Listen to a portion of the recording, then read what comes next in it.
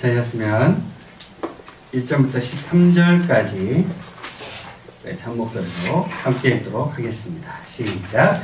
이러므로 그리스도 예수의 일로 너희와 이를 위하여 갇힌 자들이나 바울이 말하노라. 너희를 위하여 내게 주신 하나님의 그 은혜의 경륜을 너희가 들었을 터이라. 곧 계시로 내게 비밀을 알게 하신 것은 내가 먼저 간단히 기록함과 같으니 그것을 읽으면 내가 그리스도의 비밀을 깨달은 것을 너희가 알 수 있으리라. 이제 그의 거룩한 사도들과 선지자들에게 성령으로 나타내신 것 같이 다른 세대에서는 사람의 아들들에게 알리지 아니하셨으니 이는 이방인들이 복음으로 말미암아 그리스도 예수 안에서 함께 상속자가 되고 함께 지체가 되고 함께 약속에 참여하는 자가 되리라.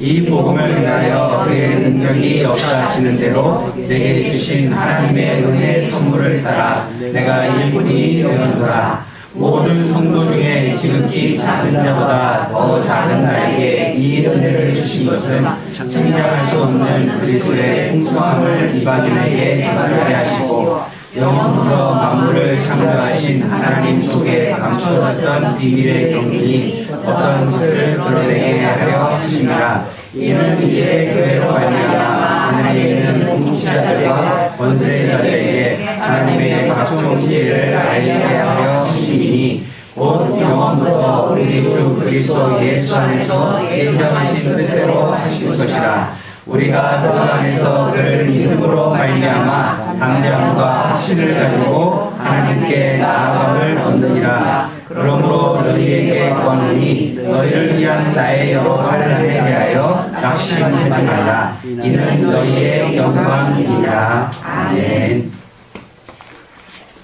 만일 내게 천의 생명이 있다 해도 조선에 바치리라. 25 꽃다운 나이에 세상을 떠난 루비 캔드릭 선교사의 묘비명 앞에서 고개가 저절로 숙여집니다. 1883년 1월 미국 텍사스에서 태어난 캔드릭 선교사. 1905년 캔자스 여자성경 전문학교를 졸업한 후 미국 남감리교 선교부를 찾아 조선 선교사로 가겠다고 자원하지만 선교사 파송 연령 제한에 걸리고 맙니다. 할 수 없이 기도하면서 2년을 준비해 1907년 감리교회의 청년운동인 텍사스 청년연합회에서 활동을 시작합니다. 그리고 그토록 염원하던 조선 선교사로 미국 남감리교회 해외선교부의 정식 허락을 받아 내한했습니다. 딸을 염려한 부모의 반대를 무릅쓴 용기 있는 결정이었습니다. 이미 20살 이전부터 해외 선교사로 나가겠다는 그 결심을 하고 선교본부에 계속 요청을 했는데 나이가 너무 어리다고 하는 그런 이유로 2년 동안 지연되다가 1907년 24살 때 이분이 왔거든요.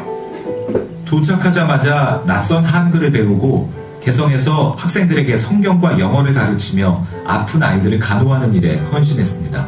그런데 이제 동료 선교사들 얘기에 의하면 항상 그 여학생들을 지칭할 때 My Korean Sisters, My Korean Sisters 이랬대요. 내 사랑하는 조선의 누이들, 동생들 이런 식으로. 그러면서 굉장히 사랑한 여동생들을 돌보듯이 여학생들을 돌봐줬던 거죠. 사랑스럽고 진실해 모두에게 사랑받았던 그녀였지만 1908년 6월 19일 조선에 온 지 9개월 만에 급성 맹장염으로 세상을 떠나고 맙니다. 내가 죽거든 텍사스 청년들에게 10명, 20명, 50명씩 조선으로 나오라고 일러주세요. 캔드릭 선교사가 숨을 거두기 전 텍사스에서 에브워스 청년연합회로 날아온 편지는 그녀의 유언장이 되고 말았습니다. 비록 짧은 삶이었지만 조선인을 누구보다도 사랑했던 캔드릭 선교사였습니다. 동료 선교사들한테 서울에서 마지막 숨을 거두기 전에 남긴 유언이 내가 죽거든 내 시신을 내 고향 텍사스로 가져가지 말고 내가 예수를 전하기 위해서 왔던 이 땅 사람들 속에 나를 묻어달라. 그러니까 이분은 그리스도인으로서 한국에 와서 보여준 건 죽음의 모습을 보여준 거 외에는 없어요. 근데 그 죽음의 모습이 굉장히 감동적인 거죠. 그녀가 죽은 후 그녀를 파송했던 에브워스 청년연합회는 $12만 모아 캔드릭 추모 기금을 조성했고 그녀의 유언을 따라 여성 선교사 12명을 한국으로 파송했습니다. 마지막 편지가 텍사스에 전달됐을 때 텍사스 애거 청년회 대회가 열리고 있었습니다. 그래서 그날 20명이 선교 지원을 한 거예요. 그중에 이제 한국에 온 분들도 있고 아시아나 아프리카 다른 나라 간 분들도 계시고, 그리고 그분들이 이제 양화진에 묻힌 캔드릭 선교사의 묘비를 우리가 세워주자. 그 묘비의 모양을 가보시면 알겠지만 포도송이 모습이에요. 이 하늘의 미랄이 땅에 떨어져 죽으면은 30배, 60배, 100배의 결실을 맺는다. 그래서 텍사스가 2차 세계대전 끝날 때까지 한국에 계속해서 선교비 보내주었고, 또 선교사도 파송하고, 한국뿐만 아니라 아시아나 아프리카나 다른 나라에도 계속 선교사를 보내는. 이 땅에 뿌려진 청년의 뜨거운 피가 우리를 하나님 앞에서 두드렸던 삶의 계산기를 모두 내려놓고 무릎으로 나아가게 만듭니다.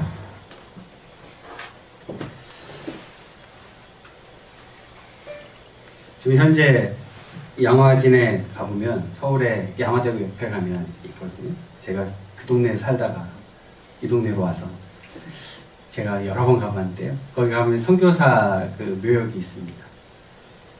나에게 1000개의 목숨이 있다면 그 1000개를 다 한국에 드리겠노라는 이 묘비에 이렇게 딱 써 있어요. 선교사님들이 선교 초기에 우리나라에 오셔서 많이 순교도 당하셨고, 또 여러 가지 뭐 일들로 또 어려운 과정 가운데서도 우리에게 복음을 전해 주셨습니다.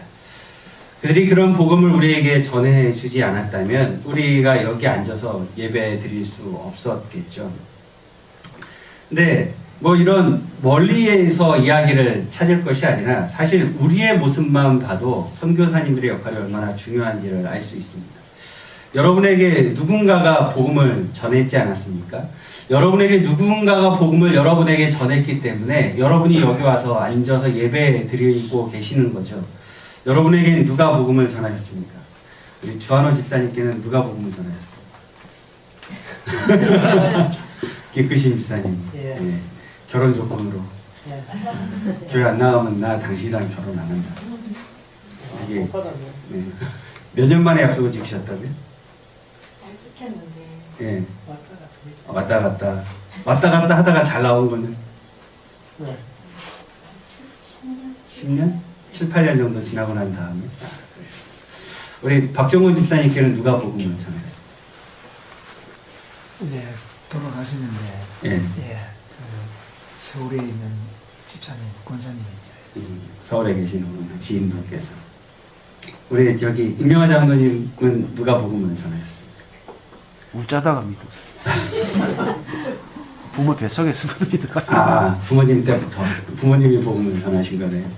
우리 최진석 장로님은 누가 복음을 전하셨어요? 저도 어머니. 어머님이 복음을 전하셨어요.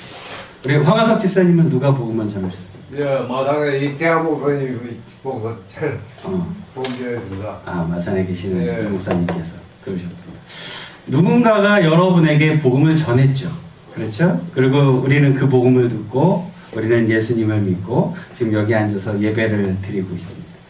결론적으로 보면 누군가 우리에게 복음을 전했기 때문에 우리가 복음을 들을 수 있었던 거예요. 우리 부모님이 됐든 지인이 됐든 누군가가 나에게 복음을 전했다는 거죠. 그러면 다시 여쭤보겠습니다. 여러분은 누구에게 복음을 전하셨습니까? 내가 복음을 들었어요. 내가 예수를 믿었어요. 그래서 나는 구원받았어요. 그러고 난 다음에 여러분은 누구에게 복음을 전하셨나요? 질문을 좀 바꿔볼까요? 여러분 지난 일주일 동안에 한 주간에 누구에게인가 혹시 복음을 전하신 적이 있습니까? 일주일이 너무 짧은가요? 지난 1년 동안에 여러분은 누구에게인가 복음을 전하셨나요? 전화기는 전했는데. 전하긴 전했어요. 실천이 안. 아, 이게 안 돼. 결실이. 뭐 결실은 그 사람이 예수님을 영접하는 것은 우리의 영역이 아니죠. 우리가 해야 될 일은 복음을 전하면 되는 거예요. 그 사람이 주님 예수 그리스도를 영접하는 건 그거는 성령님의 사역이지 그건 우리의 사역이 아닙니다. 우리는 뭐만 하면 돼요? 전하기만 하면 돼요. 듣든지 아니 듣든지 때를 얻든지 못 얻든지 우리는 전하기만 하면 되는 거예요.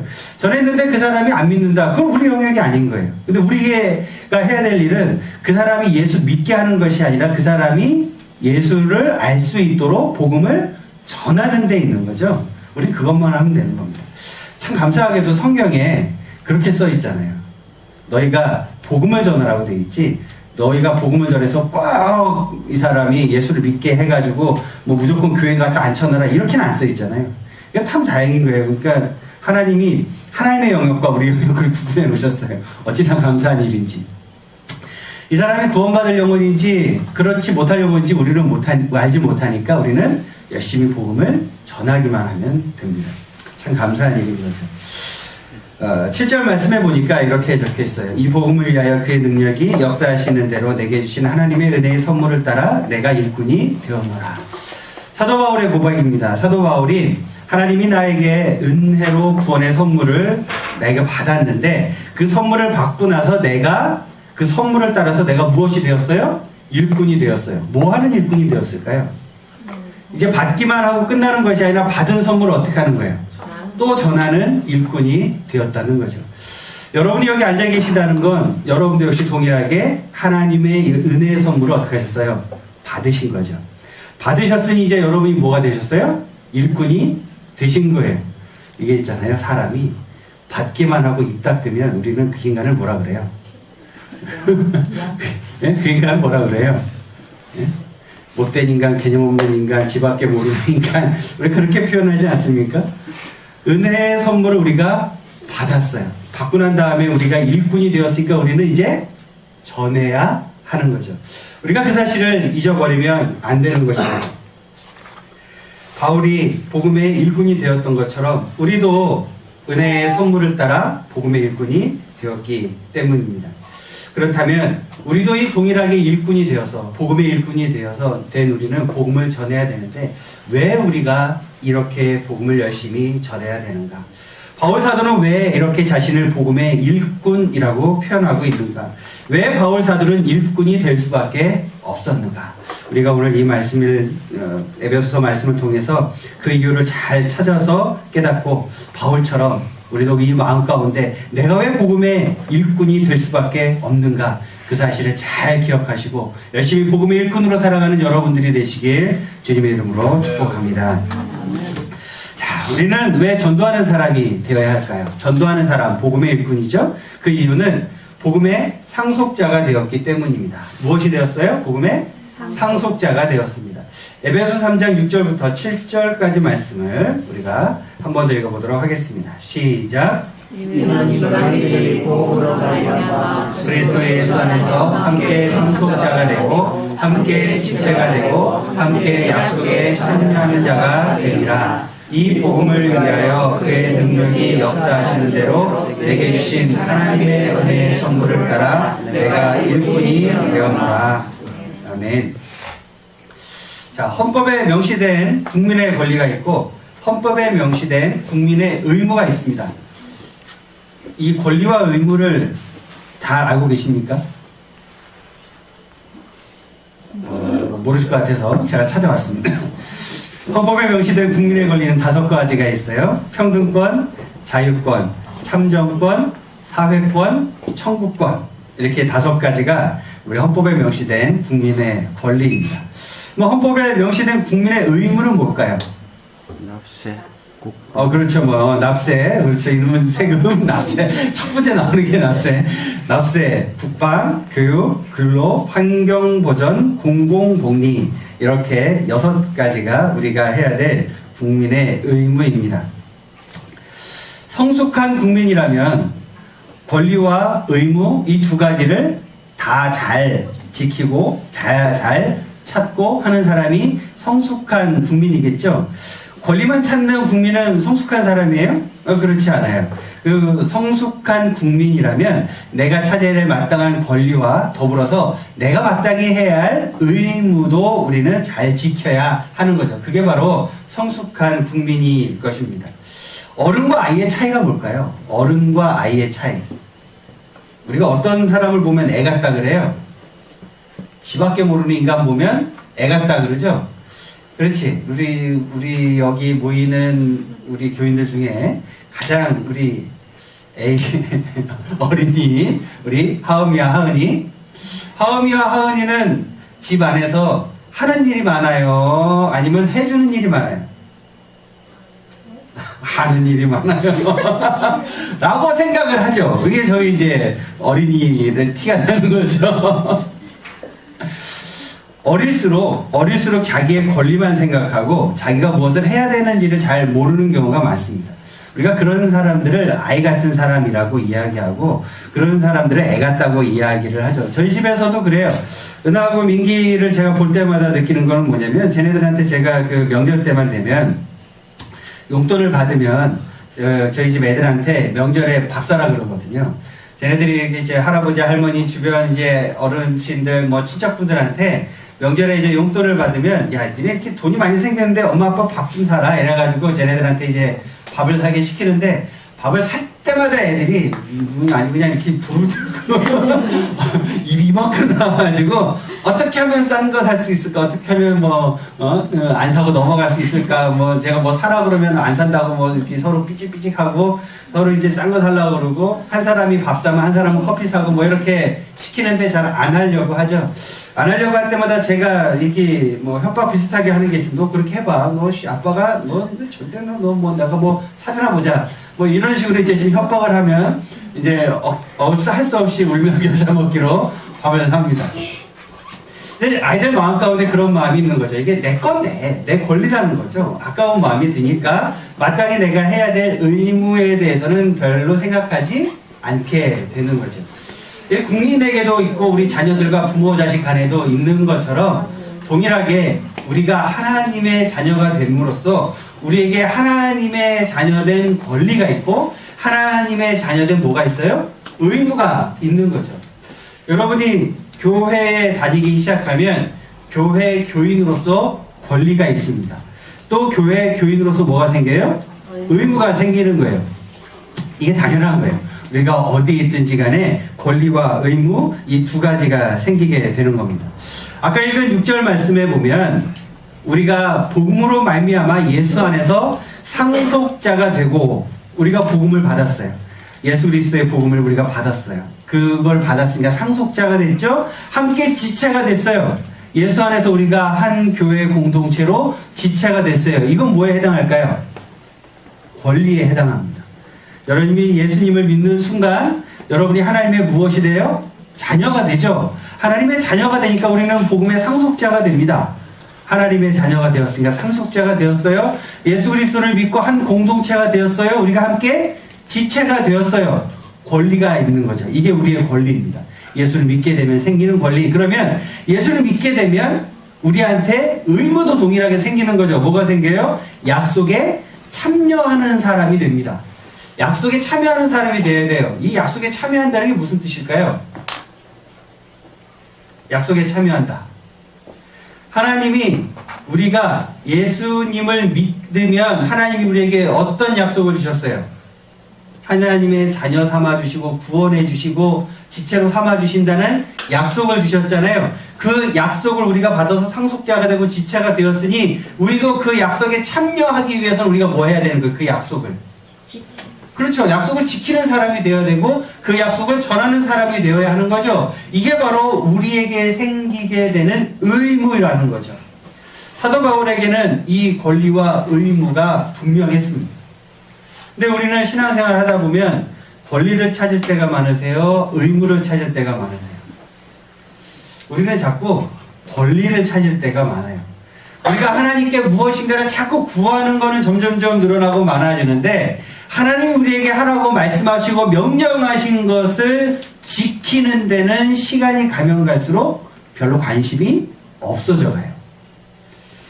7절 말씀해 보니까 이번 복음을 위하여 그의 능력이 역사하시는 대로 내게 주신 하나님의 은혜의 선물을 따라 내가 일꾼이 되었노라. 은혜의 선물을 우리가 받았어요. 은혜의 선물을 받았으면 우리가 일꾼이 되어야 하는 거예요. 사도 바울은 내가 일꾼이 되었노라라고 고백하잖아요. 일꾼이 되었어요.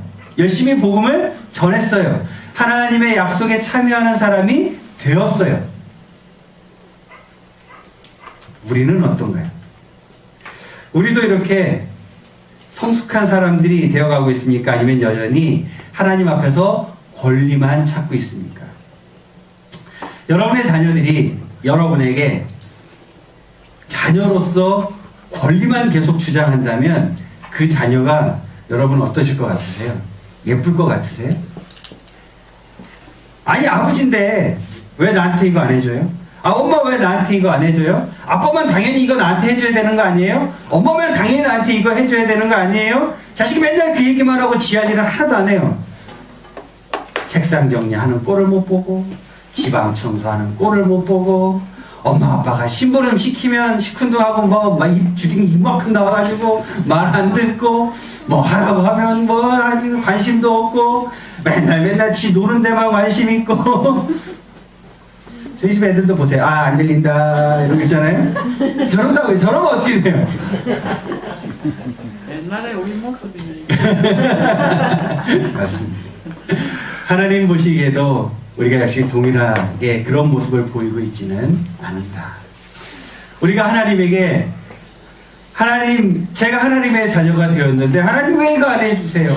하나님 저 이거 주셔야죠. 이거 허락해 주셔야죠. 이거 이루어 주셔야죠. 이거 응답해 주셔야죠. 우리가 맨날 그 얘기는 하는데 하나님 앞에서 우리가 하나님이 우리에게 마땅히 행해야 한다고 말씀하신 것에 대해서는 전혀 관심이 없이 우리가 살아가고 있다면 우리가 지난 한 주간, 지난 한 달간, 아니 지난 1년간 복음 전하는 데는 전혀 관심 없이 하나님 나라의 확장에는 전혀 관심 없이 내 땅 넓히는 데만 관심을 가지고 우리가 살아오고 있었다면 우리의 자식이 우리한테 그러면 이게 어디서 이러면서 한 대 쥐어박지 않겠습니까?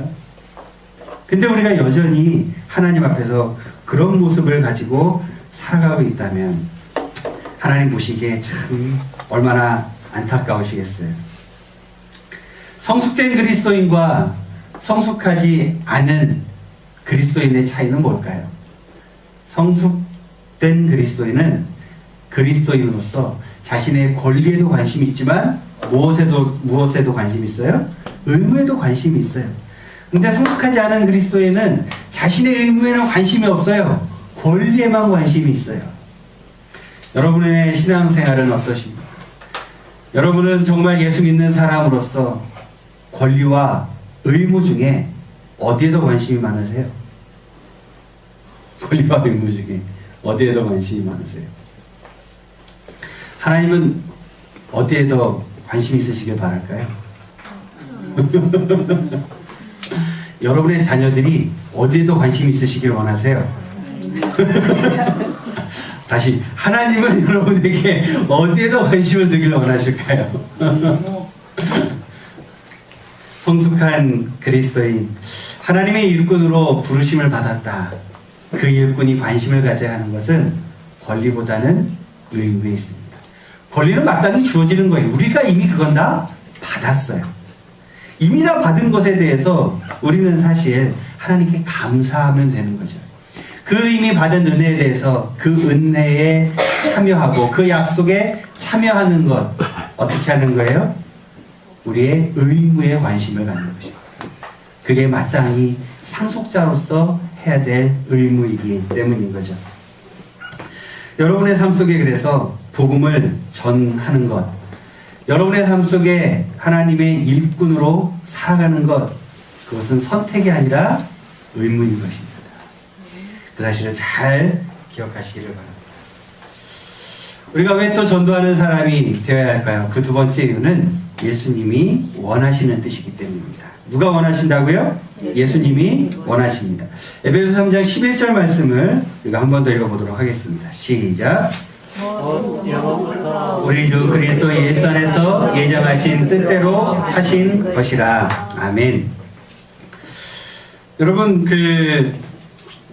우리 임장로님 농사를 지으실 때 가끔 이렇게 뭐 수확철이나 이럴 때 일꾼을 쓰실 때가 있죠. 그죠? 일꾼을 쓰실 때 어떤 일꾼이 제일 일을 잘하는 일꾼이에요? 장로님 보시기에. 시키는 대로 잘해요. 그죠? 시키는 대로 하는 사람이 시키는 대로 열심히 하는 사람이 잘하는 일꾼입니다. 그렇죠? 맞아요. 제가 그 일을 해보니까 알겠더라고요. 시키는 대로 그 시키는 일을 잘하는 일꾼이 진짜 좋은 일꾼인 거예요. 그것과 더불어서 한 가지 더 중요한 게 있는데 그게 뭐냐면 일꾼이 일 시키는 사람의 마음을 헤아릴 수 있으면 더 좋겠죠. 그렇죠. 근데 일꾼이 일 시키는 사람의 마음을 헤아려서 일을 한다는 건 그 사람이 시킨 대로 잘한다는 것과 같은 말인 거예요. 그러니까 결과적으로 보면 일을 잘하는 사람과 못하는 사람의 차이는 뭐냐면 일을 잘하는 사람은 그 일 시키는 사람의 주인의 마음을 잘 헤아려서 그 사람이 시키는 대로 그대로 하는 사람이 좋은 일꾼이고요. 나쁜 일꾼은 어떤 일꾼이에요? 시키는 대로 안 하고 지멋대로 하는 일꾼은 나쁜 일꾼인 거예요. 기업하시는 분들이나 뭐 이렇게 그 자영업 하시는 분들의 공통적으로 하는 이야기들이 뭐냐면 좋은 일꾼은 일을 구하기가 참 구하기 어렵다는 건데 왜 그러냐면 내 마음같이 일해주는 사람 구하기가 너무 어렵대요. 내 마음같이 일해주면 참 좋겠는데 내 마음같이 일 안 하고 누구 마음으로 일을 해요? 지 마음대로 일을 하는 거예요. 얼마나 그게 황당합니까? 지 마음대로 일하는 인간들. 근데 하나님이 보시기에 가장 좋은 일꾼은 어떤 일꾼일까요? 하나님 보시기에 가장 좋은 일꾼은 어떤 일꾼일까요? 하나님의 뜻대로. 그렇죠. 어렵습니까? 이 어려운 질문이 아닌데 제가 앞에 충분히 이제 힌트를 많이 드리고 물어보는데도 대답을 안 하면 어쩌자는 거지. 자, 다시. 하나님 보시기에 제일 좋은 일꾼은 어떤 좋은일까요? 하나님 뜻대로 그렇죠. 하나님 뜻대로 일하는 일꾼이 제일 좋은 일꾼이겠죠. 그러면 여러분은 어떠십니까? 여러분은 하나님 뜻대로 일하고 계십니까? 내 뜻대로 일하고 계십니까? 섞어서. 적당히 섞어서. 그렇죠. 그 진짜 그 마음이 맞는 것 같아요. 왜냐하면 우리 마음 가운데 그 마음이 있잖아요. 하나님 말씀대로 순종하고 싶은 마음이 있죠. 그 마음이 없는 사람이 누가 있겠어요? 있기는 있으나 그러나 하다 보면 어때요? 내 마음대로 하게 되는 거죠. 그게 참 안타까운 일인 것 같습니다. 하나님이 원하시는 대로 행하는 일꾼, 그 일꾼이 진짜 좋은 일꾼인 거죠. 하나님 보시기에. 그러면 하나님이 원하시는 건 뭘까요? 우리가 11절을 읽었는데 8절부터 10절까지의 말씀을 보면 하나님이 원하시는 게 있어요. 자, 우리 8절을 보면 모든 성도 중에 지극히 작은 자보다 더 작은 나에게 은혜를 주신 것은 이 은혜를 주신 이유라는 거죠. 측량할 수 없는 그리스도의 풍성함을 뭐하게 하기 위해? 전하게 하기 위해. 자, 9절에도 보면 만물을 창조하신 하나님의 속에 감추어졌던 비밀의 경륜이 어떠한 것을 어떻게? 드러내게. 교회로 말미암아 하늘에 계신 통치자들과 권세들에게 하나님의 각종 지혜를 어떻게 하게? 알게 하게. 자, 공통적으로 무슨 얘기가 계속 나와요? 전하고, 드러내고, 알게 하기 위한 것. 그것이 바로 하나님이 원하신다는 거죠. 그래서 아까 우리가 읽었던 11절 말씀에 영원부터 우리 주 그리스도 예수 안에서 예정하신 뜻대로 하신 것이라 예수님의 하나님의 뜻이 무엇에 있다는 거예요. 아까 우리가 읽었던 8절부터 10절까지에 나오는 그 복음 전하시는 그 일을 우리에게 예정하신 그 뜻대로 우리에게 행하신다는 거죠. 여러분의 삶 속에 그러니까 여러분이 예수를 믿게 하신 이유가 뭐라는 거예요? 여러분이 예수를 왜 믿게 하셨어요? 주님께서 여기에 8절부터 10절까지의 말씀을 기준으로 보면 뭐하게 하고? 전하게 하고 뭐하게 하고? 드러내게 하고 뭐하게 하고? 다른 사람들에게 알게 하기 위해서 여러분에게 복음을 듣고 믿고 여러분들이 신앙생활 하도록 주님이 그렇게 예정하신 거라고요. 주님이 그렇게 정하신 거라고요. 주님이 그렇게 정해 놓으셨는데 우리는 정한 대로 살아야 내 마음대로 살아요. 대답을 안 하시네? 우리는 정한 대로, 주님이 정하신 대로 살아요? 내 마음대로 살아요? 정하신 대로 삽니다. 그렇죠. 정하신 대로 살아야 돼요. 정하신 대로 살아야 된다고요. 그 고백이 진짜 여러분 마음의 고백이셨으면 좋겠어요. 그냥 아이 짜증나니까 내가 그냥 하고 싶은 말을 지금 그냥 던지는 것이 아니라 여러분 마음 가운데 진짜 그게 고백이셨으면 좋겠어요. 내 마음 가운데 내가 진짜 주님 정하신 대로 주님이 뜻하신 대로 주님이 말씀하신 대로 주님의 순종대로 그렇게 사셨으면 좋겠어요. 그게 여러분 마음 가운데 진짜 좋겠어요. 그렇게 돼야 돼요. 그렇게 되지 않는다면 여러분의 삶에 하나님 보시기에 부끄러운 모습만 가득한 거예요. 저는 알 수 없어요. 여러분의 가족들은 알 수 없어요. 누구만 알아요?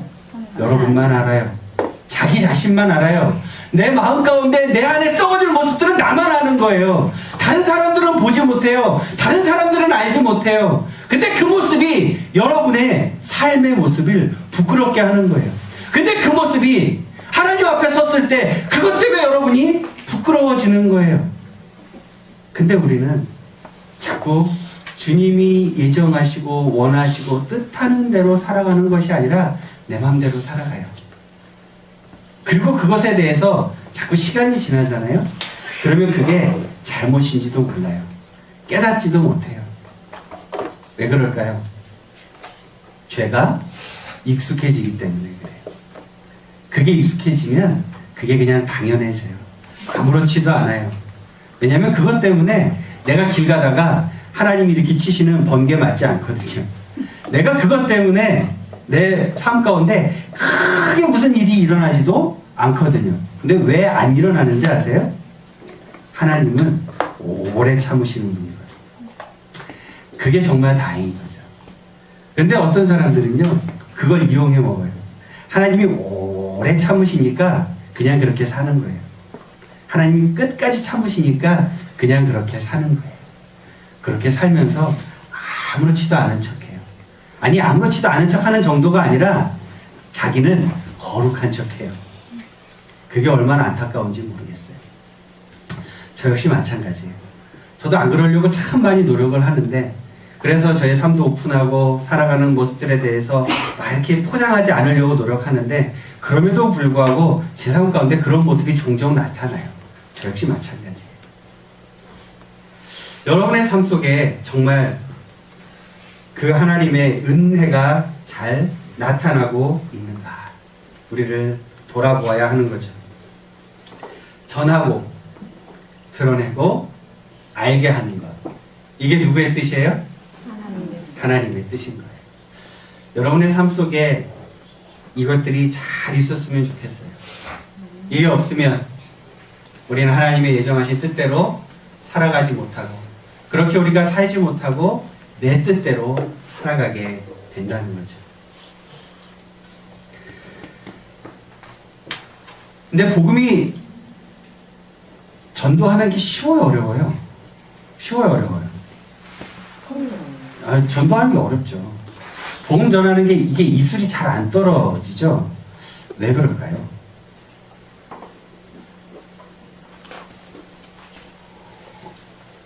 어디든지 어느 교회든지 전도하는 거에 대해서 질문을 하면 많은 분들이 그런 전도하는 것 자체가 너무 어려워서 전도가 너무 어려워요, 이런 이야기를 참 많이 하세요. 근데 실제로 전도하는 게 사실 굉장히 어렵거든요. 근데 왜 어려울까요? 사람들한테 복음을 전하고 그 사람과 함께 신앙생활하는 게 굉장히 어려워요. 그런데 잘 생각해 보면요, 재밌는 거는 사람들한테 복음 전하는 거 말고, 야 같이 우리 술 한잔 할래? 이거 쉬워요, 어려워요? 이건 쉬워요. 사람들한테 이렇게 교회 가자, 예수 믿고 교회 가자, 이 얘기는 정말 하기 어려운데, 야 우리 같이 밥 한 끼 먹을래? 우리 같이 술 한잔 할래? 이건 되게 쉬워요. 야 우리 같이 춤추러 갈래? 이것도 쉬워요. 그죠? 그런 건 쉬워요. 죄 지으러 가자고 하는 거는 되게 쉽다고요. 그런데 거룩함과 함께 하자고 하기는 너무 어려워요. 자, 우리가 밖에 나가서 죄 짓는 일을 자꾸 누군가와 같이 하게 되면 그 사람의 인생은 점점 어떻게 돼요? 망해가게 되죠. 근데 거룩하고 선한 일을 같이 함께 하게 되면 그 사람의 인생은 점점 좋아지게 되는 겁니다. 좋아지게 되는 거잖아요. 근데 신기하게도 망해가는 일을 말하기는 쉽고 그 일은 같이 하기 쉬운데 선하고 거룩한 일은 같이 하기가 어려워요. 왜 그럴까요? 여러분 잘 생각해 보세요. 우린 그거 다 알잖아요. 이 죄 짓고 망해가는 일은 참 쉽고 그거 하자고 하기는 너무 쉬운데 거룩하고 선한 일 함께 하자고 하긴 너무 어렵다고요. 왜 그럴까요? 생각해 보셨어요? 이유가 뭘까요? 여러분 마음 가운데, 우리 마음 가운데 역사하는 건 성령의 역사가 아니라 사탄의 역사가 더 강력하기 때문에 그래요. 특히 세상 사람들에게. 근데 세상 사람들에게만 그런 게 아니라 나한테도 그게 더 쉽다면 나한테도 성령의 역사보다 사탄의 역사가 더 강한 거예요. 여러분 마음 가운데, 세상 사람들 마음 가운데 죄 짓자고 그거 하자고 하는 건 너무 쉽고 편하고 그거 하기는 너무 좋다? 그 이야기는 사탄의 역사가 그들을 붙잡고 있기 때문인 거예요. 우리 안에 있는 죄성이 그걸 쉽게 하게 하기 때문에 그런 거예요. 그런데 반대로 거룩하고 선한 일을 함께 하자, 이거 하기가 어렵다? 그 사람이 이 말을 듣지 않는다? 내 입에서도 그 말이 잘 나오지 않는다? 그 이야기는 여러분의 마음 가운데, 아니 우리 마음 가운데 성령의 역사보다 사탄이 더 강하게 역사하고 있다는 증거가 되는 거라고요. 여러분의 마음을 한번 잘 돌아보세요. 정말 우리의 마음 가운데 성령의 역사가 더 강력하게 임하고 있는지, 아니면 사탄이 더 우리를 더 붙잡고 있는지.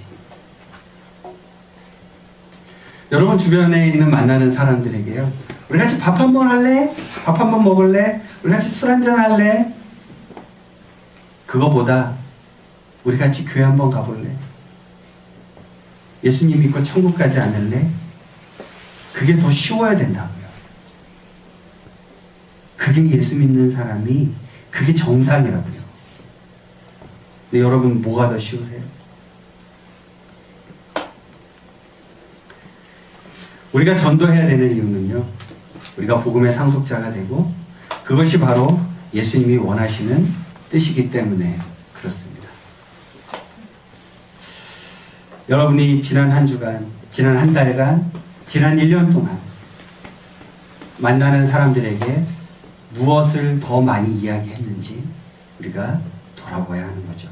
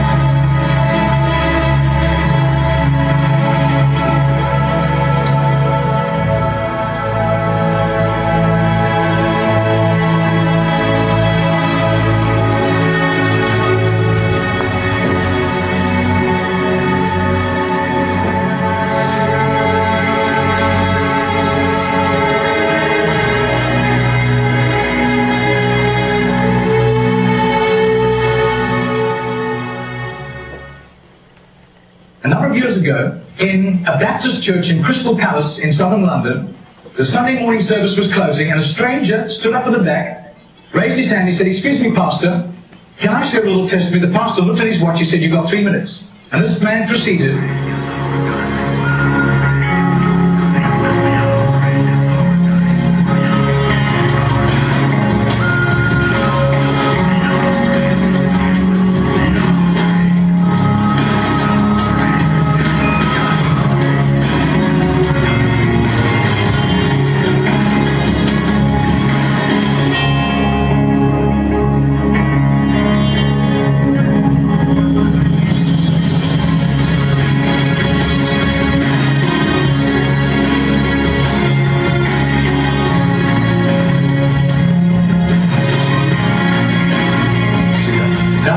Preacher flew back to the UK and was speaking at the Keswick Convention in the Lake District, and he threw in these 3 testimonies. At the close of his teaching session, 4 elderly pastors came up and said, "We got saved between 25 and 35 years ago, respectively, through that little man on George Street giving us a tract and asking us that question." He then flew the following week to a similar Keswick Convention in the Caribbean, to missionaries. And he shared the testimonies. At the close of his teaching session, 3 missionaries came up and said we got saved between 15 and 25 years ago, respectively, through that little man's testimony and asking us that same question on George Street in Sydney. Coming back to London, he stopped outside Atlanta, Georgia, to speak at a Naval Chaplains Convention.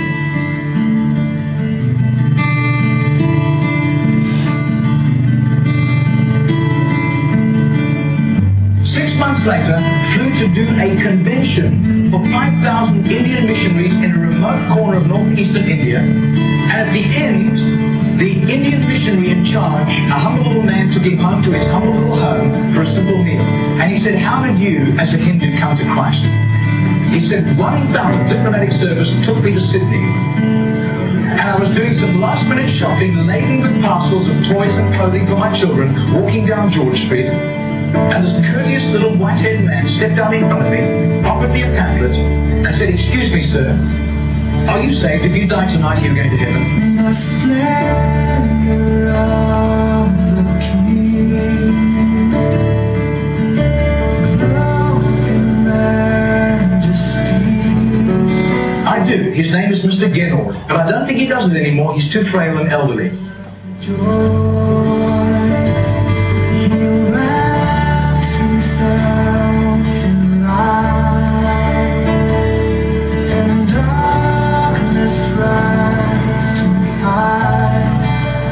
Trembles at his voice, trembles at his voice.